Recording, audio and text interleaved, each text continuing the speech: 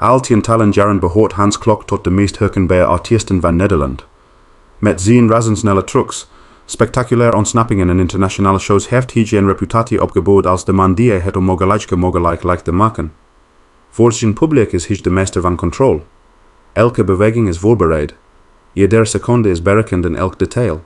Van de voorstelling moet perfect op zijn plaats vallen. Maar achter de glanzende kostuums, de rockmachines en het overdovende applaus bevindt zich een veel persoonlijker verhaal. Een verhaal dat niet draait om verdwijnen trucs of technische constructies, maar om liefde, kwetsbaarheid en een huwelijk dat steeds opnieuw op zich laat wachten. Op 57-jarige leeftijd besloot Hans openlijker te spreken over zijn relatie met Dann, de man die al jarenlang een centrale rol in zijn leven speelt. De belangstelling voor hun mogelijke huwelijk was in de afgelopen periode sterk toegenomen. Meerdere keren had Hans laten doorschimmeren dat de grote dag dichtbij was. Er werden mogelijke daten genoemd, bijzonder locaties besproken en fans verwachten dat het stel elk moment officieel in het huwelijksbootje zou stappen, tonen vervolgens geen foto's, officieel aankondigingen of uitgebreide verklaringen versionen, begonnen speculaties de ronde te doen. Sommigen vroegen zich zelfs of Hans en Dann misschien in het geheim waren getrouwd. De werkelijkheid bleek echter minder geheimzinnig, maar minstens zo interessant. Van een verborgen huwelijk was geen bevestiging. De TROUWPLANNEN waren vooral opnieuw uitgesteld. Dat betekende niet dat Hans en Dann twijfelden aan hun relatie. Het leed eerder zien hoe moeilijk het is om een persoonlijk moment te organiseren wanneer twee levens volledig verweven zijn met de wereld en de wereld van entertainment. Hans en Dann zijn inmiddels ongeveer 10 jaar samen. Hun relatie ontstond niet vanuit een toevallige ontmoeting buiten de showbusiness. Dann kent de wereld van Hans van dichtbij en is zelf betrokken bij zijn professionele leven. Hij begrijpt wat er nodig is om een grote illusieshow op het podium te brengen.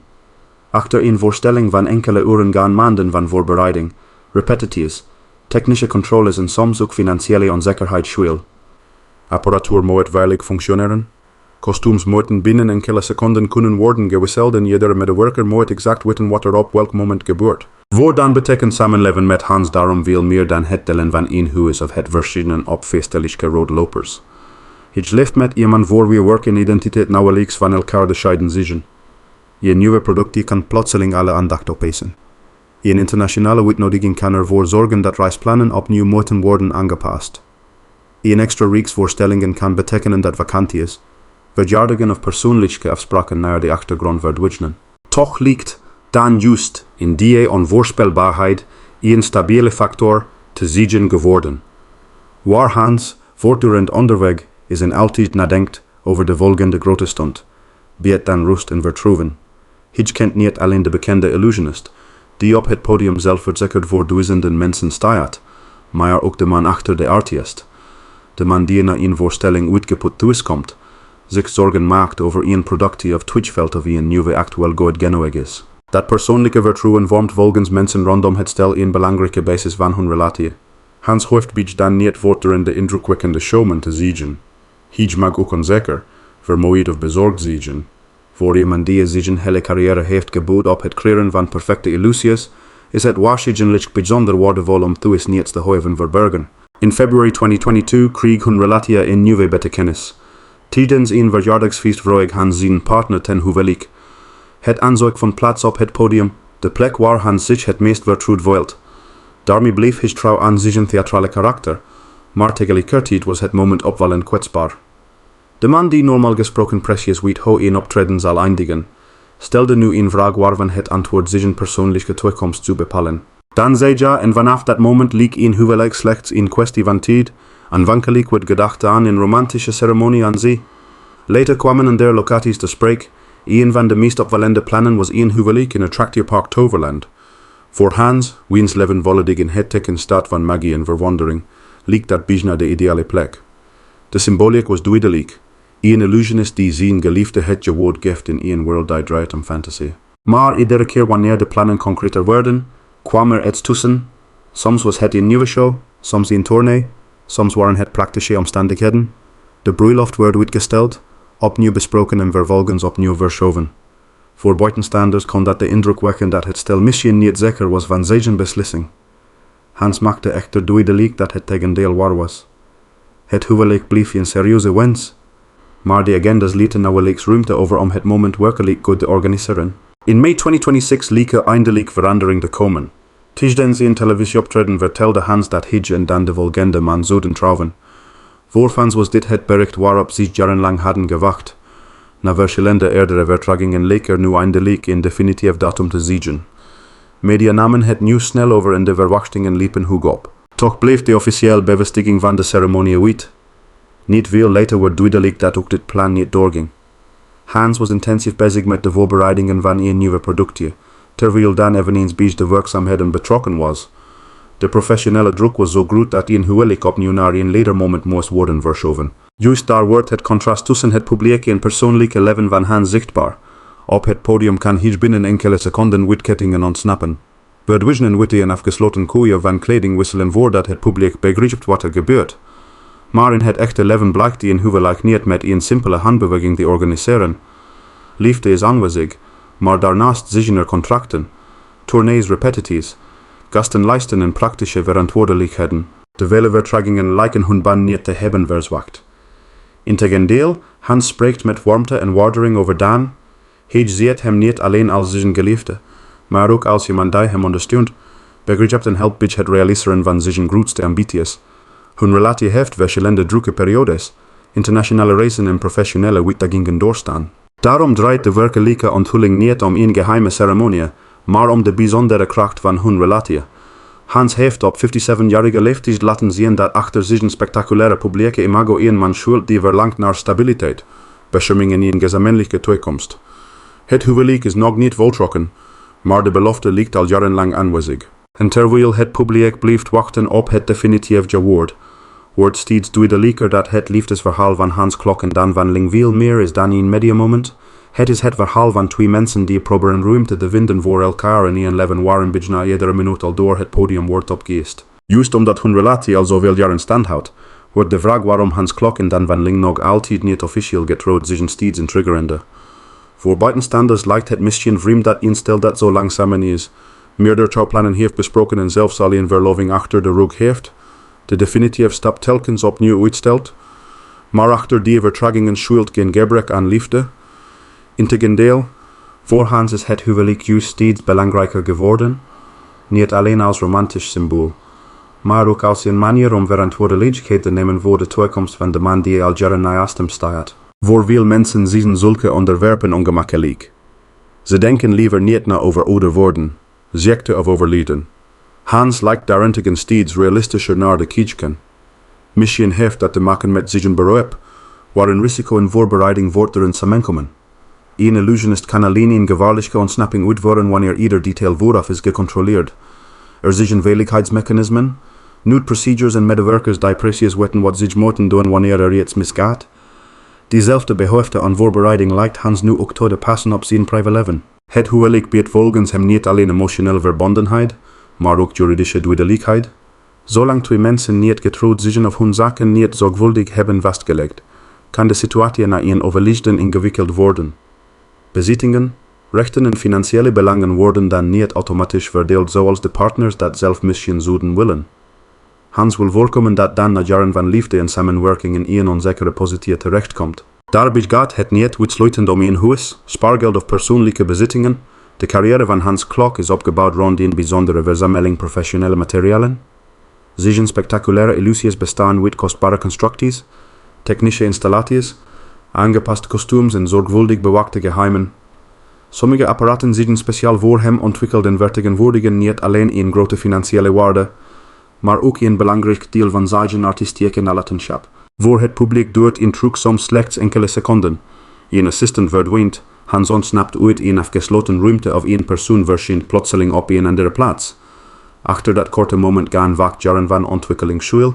Ontwerpers, technici en illusionisten werken nauw samen om een nummer betrouwbaar en indrukwekkend te maken.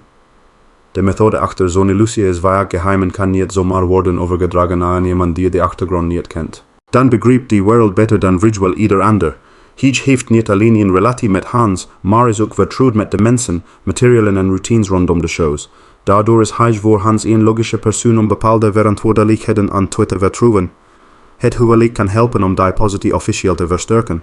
Hans heeft eerder aangegeven dat gesprekken met deskundigen hem bewust hebben gemaakt van het belang van juridische bescherming.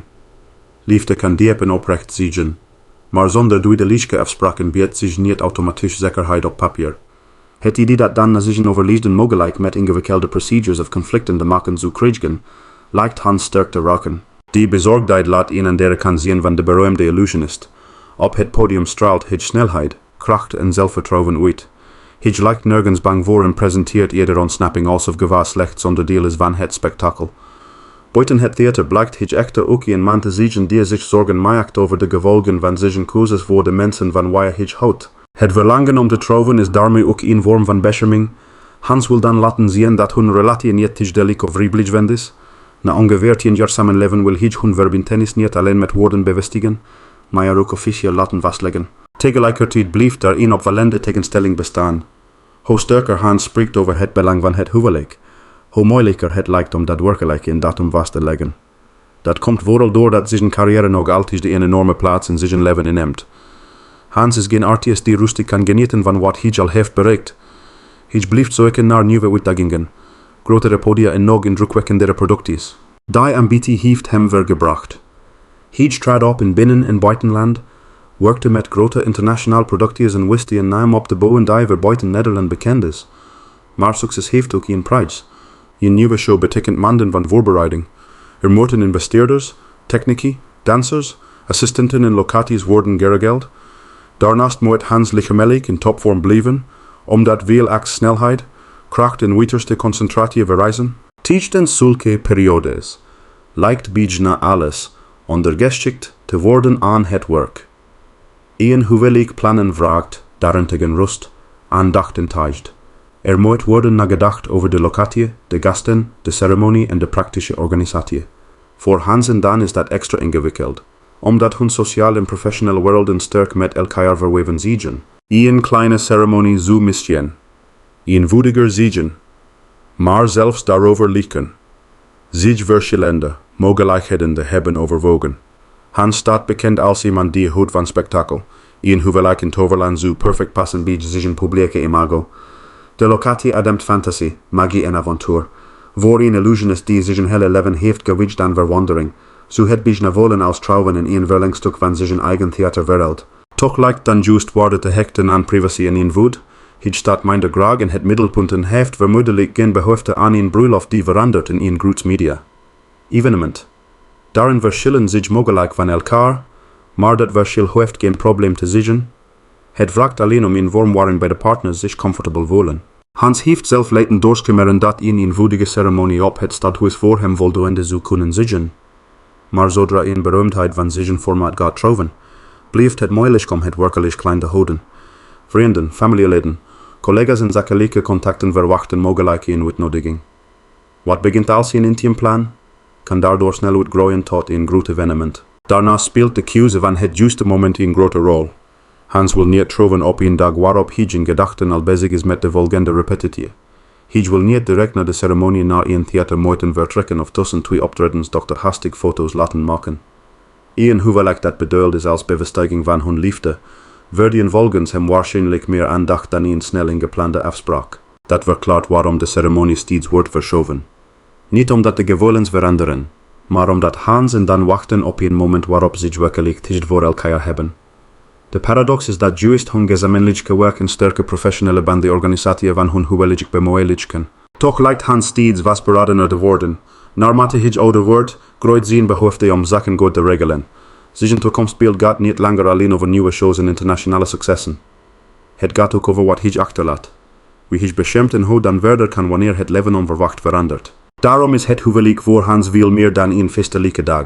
Het is een belofte van liefde, maar ook een verklaring van verantwoordelijkheid. Het is een manier om te zeggen dat Dann niet alleen zijn partner van vandaag is, maar ook degene die een officiële plaats verdient in alles wat Hans in tientallen jaren heeft opgebouwd. En precies in dat spanningsveld tussen romantiek en realiteit wordt hun verhaal steeds persoonlijker. De illusionist die op het podium alles onder controle lijkt te hebben, probeert in zijn privéleven zekerheid te creëren in een toekomst die niemand volledig kan voorspellen. De toekomst volledig voorspellen kan niemand, zelfs Hans Klok niet. Juist daarom lijkt zijn wens om met Dann van Linde te trouwen steeds meer betekenis te krijgen. Niet als een spectaculaire finale voor de camera's, maar als een bewuste keuze om hun gezamenlijke leven officieel te bevestigen. Toch ontstond rond het stel een hardnekkig verhaal dat veel sensationele klonk. Hans zo in het geheim zich getrouwd en de waarheid lange tijd voor het publiek hebben verborgen. Dat gerucht was begrijpelijk, maar werd nooit overtuigend bevestigd. Hans had immers meerdere keren gesproken over naderende Bruiloft. Werden mogelijke data genoemd. Loket is besproken en plannen gedeeld. Toon die aangekondigde momenten verstrekken zonder foto's. Gasten verslagen of officiële verklaring. Begonnen sommige volgers hun eigen conclusies te trekken. Misschien hadden Hans en Dann bewust voor een besloten ceremonie gekozen. Misschien wilden zich de media buiten de deur houden. Of misschien was het huwelijk al voltrokken, maar hield het stel dat nieuws om persoonlijke redenen geheim. De werkelijkheid lijkt echter eenvoudiger en tegelijkertijd menselijker. Volgens de openbare verklaringen werd de ceremonie telkens uitgesteld, niet omdat Hans en Dann hun gevoelens voor elkaar in twijfel trokken, maar omdat hun professionele levens steeds opnieuw voorrang kreeg. Nieuwe producties, repetities, tournees en zakelijke verplichtingen maakten het moeilijk om een rustig moment te vinden waarop zich werkelijk aandacht konden besteden aan hun huwelijk. Daarmee veranderde de stilte rond hun trouwplannen onbedoeld in eenvoudingsbodem voor speculatie. In de wereld van bekende Nederlanders wordt de afwezigheid van informatie al snel gezien als bewijs dat er iets verborgen wordt gehouden. Wanneer een artiest niet zegt, ontstaat ruimte voor geruchten. Wanneer hij een plan aankondigt maar later geen vervolg geeft, wordt dat soms uitgelegd als een geheim dat nog niet openbaar mag worden gemaakt. Bij Hans Klok speelt bovendien mee dat zijn hele carrière is gebaseerd op mystery. Zijn publiek is aangegeven dat niets precies is wat het lijkt. Een gesloten kist blijkt leeg. Een assistent version op een onmogelijke plaats en een gevaarlijke ontsnapping blijkt tot op de seconde voorbereid. Daardoor past het idee van een verborgen huwelijk bij naar de goed bij zijn publieke imago. Alsof zelfs zijn liefdesleven onderdeel zou zijn van een zorgvuldig opgebouwde illusie. Maar achter dat aantrekkelijke verhaal schuilt waarschijnlijk geen groot geheim. Wat zichtbaar wordt, is vooral de spanning tussen Hans' publieke bestaan en zijn behoefte aan een beschermd privéleven. Hij is gewend om persoonlijke gebeurtenissen te delen wanneer hij daar zelf klaar voor is. Tegelijkertijd weet hij dat ieder uitspraak direct wordt overgenomen, besproken en soms wordt vergroot. Voordan lijkt die situatie mogelijk nog gevoeliger. Hij is weliswaar bekend als de partner van Hans en betrokken bij diens professionele leven. Maar hij lijkt minder behoefte te hebben aan voortdurende publieke aandacht. Waar Hans jarenlang heeft geleerd om interviews te geven, camera's te bespelen en verwachtingen van het publiek te managen, lijkt dan zich prettiger te voelen buiten het middelpunt. Dat verschil kan een belangrijke rol spelen in de manier waarop zich hun huwelijk willen organiseren. Hans zou vanwege zijn karakter en carrière gemakkelijk kunnen kiezen voor een groot evenement vol spektakel, licht en bekende gasten. Dan zou juist de voorkeur kunnen geven aan een intiem moment met slechts een kleine kring van dierbaren. Een huwelijk moet daarom niet alleen praktisch mogelijk zijn, maar ook passen bij de persoonlijkheden en wensen van beiden. Juist dat maakt hun verhaal geloofwaardig. Een relatie tussen twee mensen hoeft niet perfect georganiseerd te zijn om sterk te zijn. Plannen kunnen veranderen. Data kunnen worden verschoven in partners. Kunnen verschillende ideeën hebben over de vorm van een belangrijke gebeurtenis. De werkelijke waarde van hun band wordt niet bepaald door de grootte van het feest, maar door de manier waarop ze samen omgaan met de onzekerheid eromheen. Hans en Dann zijn al ongeveer 10 jaar samen. In die periode hebben ze niet alleen romantische momenten gedeeld, maar ook de zware kant van een carrière in de entertainment, wereld. Ze hebben lange werkdagen, internationale reizen, zakelijke druk en persoonlijke teleurstellingen doorstaan. Hun relatie wordt niet opgebouwd tijdens een korte periode van rust, maar juist binnen een leven waarin verandering de enige constante lijkt te zijn. Daarom kan het aanhoudende uitstel zelfs worden gezien als een bewijs van realisme. Hans en Dann lijken niet te willen trouwen omdat de buitenwereld dat van hen verwacht. Ze willen het doen op een manier in een moment die voor hen zelf goed voelen. Dat besluit vraagt soms meer moed dan snel toegeven aan publieke druk. Toch beseft Hans dat de tijd blijft doorgaan. Op 57-jarige leeftijd kijkt hij anders naar de toekomst dan toen hij aan het begin van zijn carrière stond. Toen draaide bijna alles om succes, internationale erkenning en de volgende grote uitdaging. Nu spelen vragen over nalatenschap, zekerheid en persoonlijke verbondenheid een steeds grotere rol.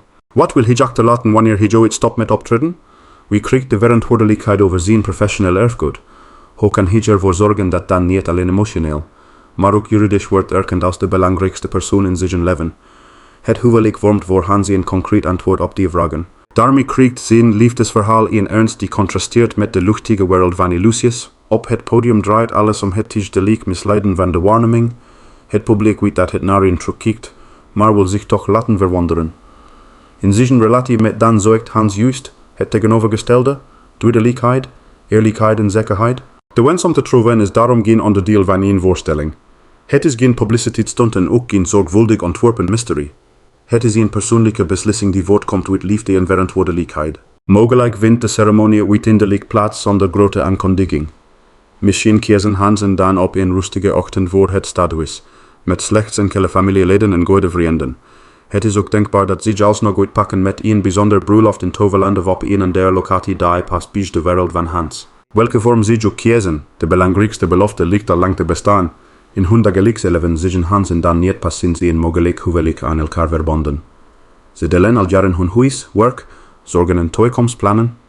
De officiële ceremonie zal die relatie niet creëren, maar slechts bevestigen wat in de praktijk al lang aanwezig is. Dat verklaart ook waarom Hans ondanks alle vertragingen positief blijft spreken over hun toekomst. Hij behandelt het uitstel niet als een teken dat het huwelijk onmogelijk is geworden.